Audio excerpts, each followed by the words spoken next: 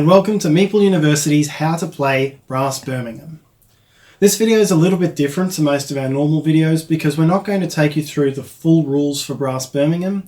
Rather, we're going to teach you how to play Brass Birmingham if you already know how to play Brass Lancashire, its predecessor game. The rules and basic mechanisms are about 80% the same between the two games, and it's really the new industry tiles that come with Birmingham that give the game a different flavour and give it its primary difference.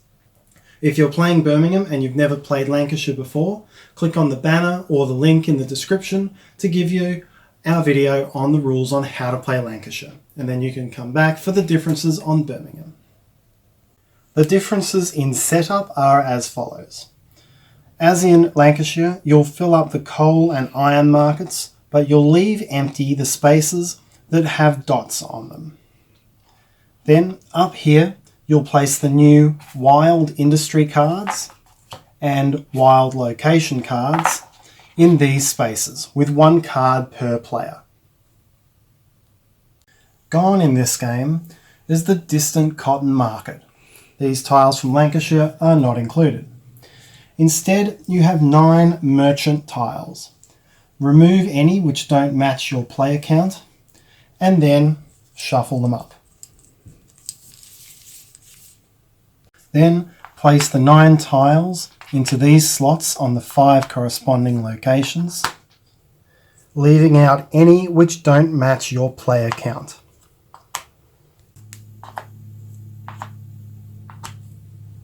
Then place a beer barrel next to each non-blank merchant tile.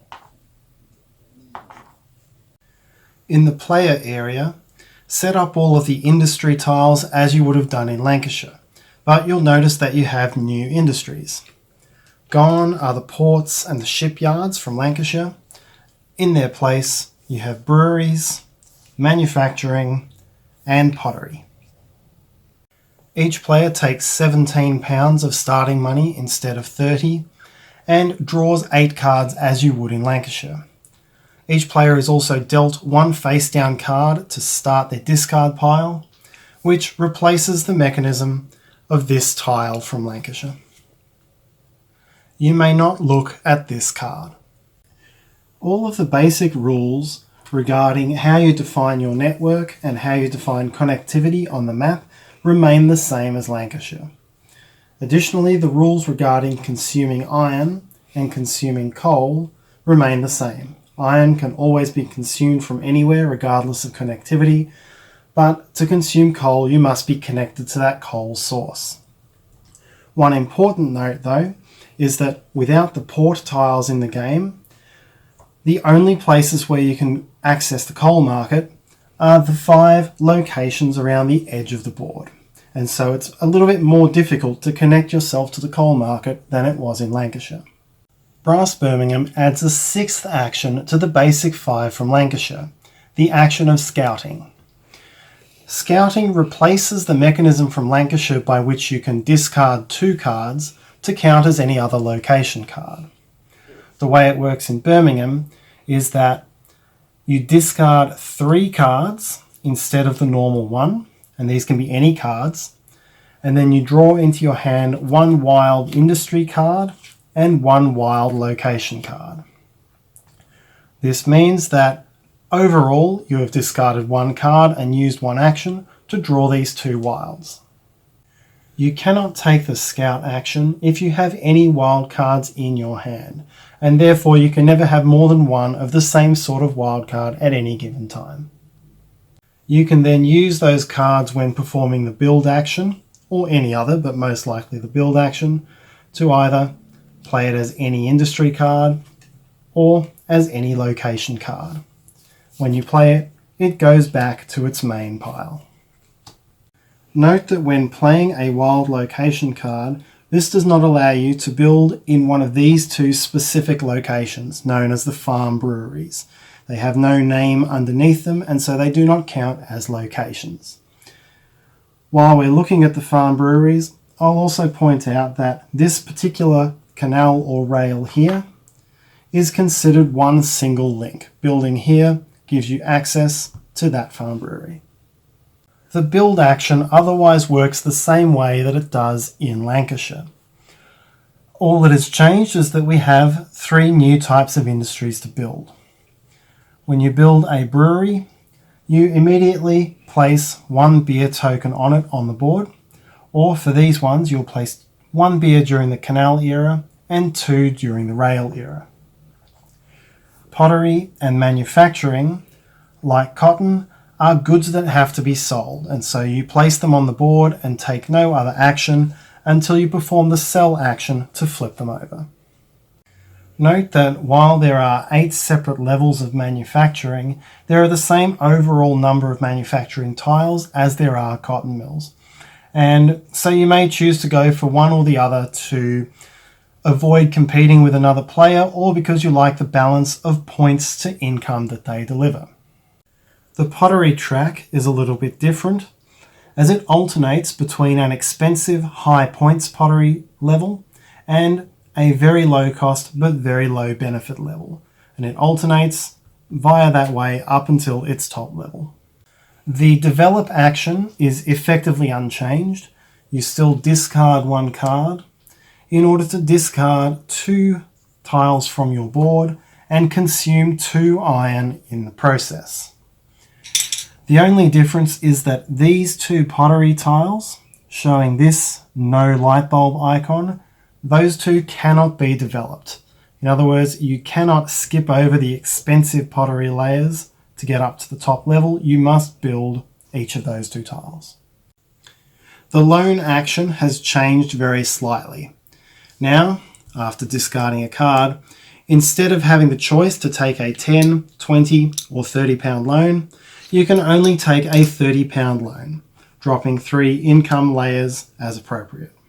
Additionally, there is no longer a restriction that you cannot take loans in the final 4 rounds of the rail era. That is why this tile from Lancashire is no longer present. You can now take loans right up until the final round of the game.